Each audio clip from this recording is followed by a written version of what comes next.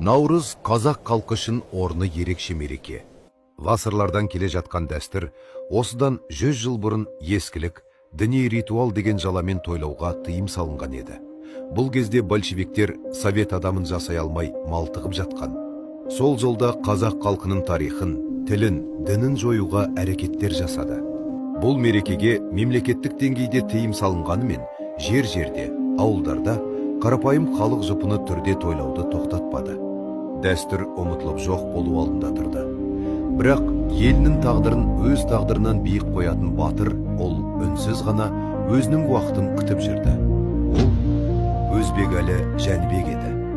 Ол жасырын Наурыз мерекесін зерттеп, сценарий жазып, тіпті 1971 жылы Торғай өмірінде қызмет атқарып жүрген кезінде атын өтірік «Провода русской зимы» деп қойып алып, Наурыз тойлап жүрді.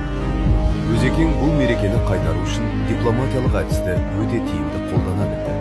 Өзбекәлі танымал тұлғалардың аузымен Наурызды қайтару жайлы әңгімені қарша боратты. Халық алдында абырой жинауға мұқтаж Колбин бұл ұсынысты амалсыз қабылдады.